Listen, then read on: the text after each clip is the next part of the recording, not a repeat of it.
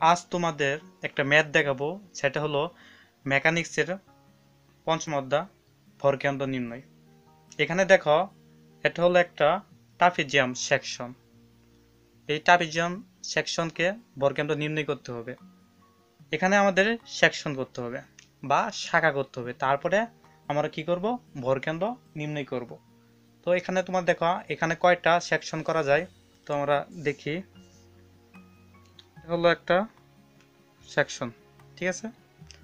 তারপরে এখানে দেখো, এখানে একটা সেকশন করা যায়। তো আমাদের সেকশন করা শেষ। তো আমরা প্রত্যেকটা সেকশন ভাগ করব। এটা হলো সেকশন নাম্বার 1, এটা হলো সেকশন নাম্বার 2, এই পুরাটাই 2, এটা আগের থেকে দাগ ছিল। সেকশন নাম্বার 2 এটা, এটা সেকশন নাম্বার, এখানে একটা বৃত্ত আছে, অর্ধবৃত্ত আছে, এটা হলো সেকশন নাম্বার 3, আর এটা হলো সেকশন নাম্বার 4, ঠিক আছে। Section number 1, section number 2, section number 3, section number 4, এই 4টি সেকশন আমাদের নির্ণয় করতে হবে। এখানে তোমরা খেয়াল করো, আমরা এখানে এক্স বার ওয়াই বার নির্ণয় করতে হবে। তো আমরা একটা এক্স বার ওয়াই বাই ভাগ করে নেই।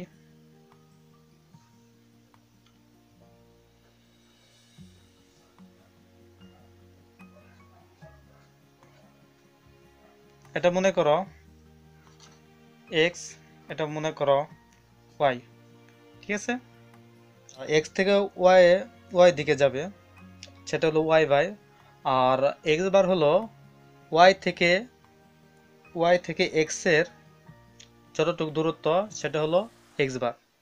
তাহলে মানটা এসে পড়বে এখানে। তোমার এটা যদি মনে যদি না রাখতে পারো, তাহলে প্রথমে দেখবে প্রতিসম আর অপ্রতিসম কোনটা।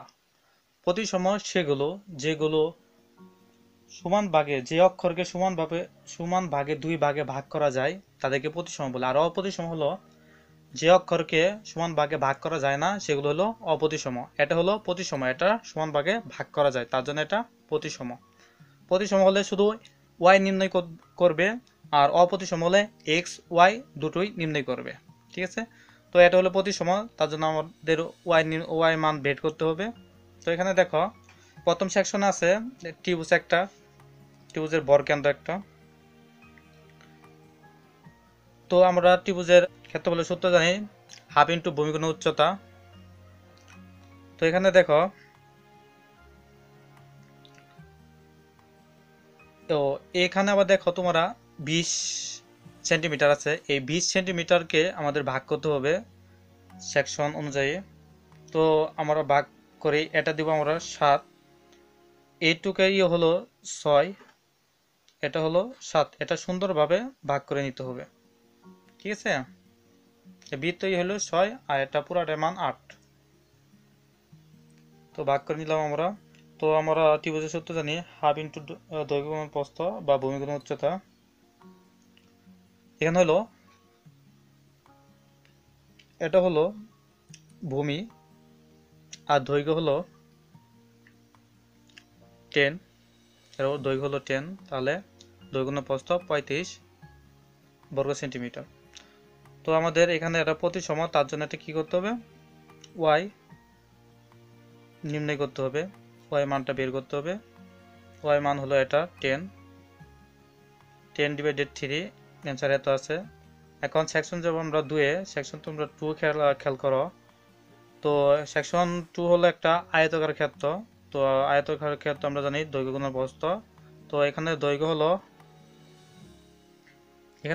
10, আর প্রস্থ হলো 8 সেন্টিমিটার। তো দৈর্ঘ্য গুণন প্রস্থ 80 বর্গ সেন্টিমিটার।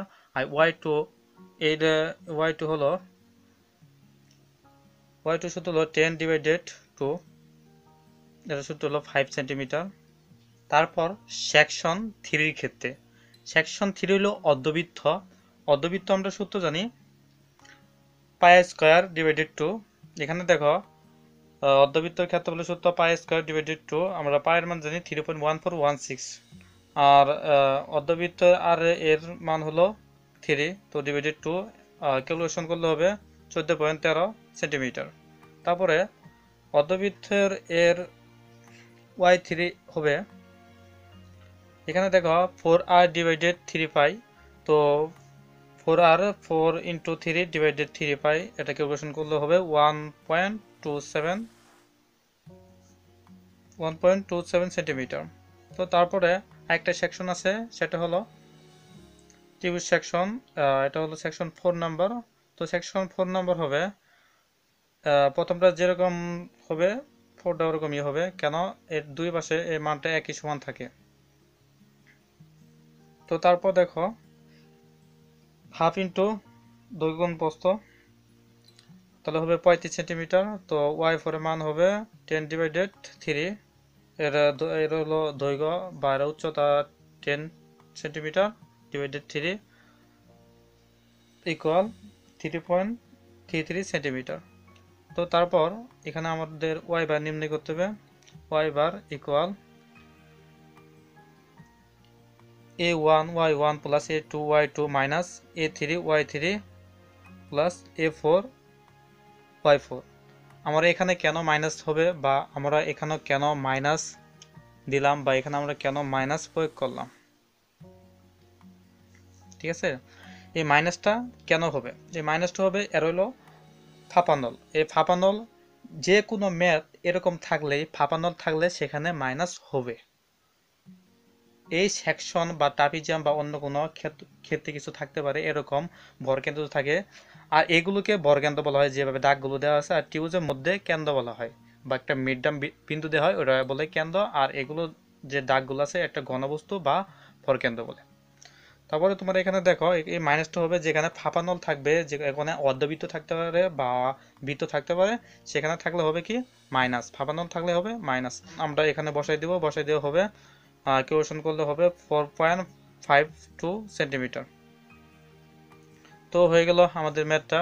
তো সিম্পল একটা ম্যাথ, যেটা বোঝার বেশি কিছু না, এটা তোমরা সহজে বুঝতে পারবে। তো এখানে দেখো, এখানে ওয়াই বা এক্স থেকে এক্স, এটা তোমাদের আরেকটু ভালোভাবে বুঝাই দেই। এটা দেখো, তোমরা নিচের দিকে থাকলে হবে এক্স এক্স, আর এখানে বাম পাশে থাকলে হবে ওয়াই এক্স ওয়াই এক্স, বাম পাশে থাকলে কি হবে ওয়াই এক্স। তো তোমরা যদি ওয়াই বার যদি নির্ণয় করো, তাহলে এক্স এর থেকে ওয়াই এর কতটুকু দূরত্ব, এটা তোমাদের নির্ণয় করতে হবে। আর যদি এক্স বার যদি তোমরা যদি নির্ণয় করো ওয়াই থেকে এক্স এর কতটুকু দূরত্ব, এটাই। তো আশা করি তোমরা সহজে বুঝতে পেরেছো। যদি না বুঝো আমাকে কমেন্টের মাধ্যমে জানাবে, আমি সলভ করার জন্য চেষ্টা করব। আর তোমাদের মেকানিক্সের পুরা প্রত্যেকটা অধ্যায়গুলো ভিডিও আছে এখানে চ্যানেলের মধ্যে, যায় তোমরা দেখে নিও। তো তোমরা সবাই ভালো থাকো, সুস্থ থাকো। আসসালামু আলাইকুম।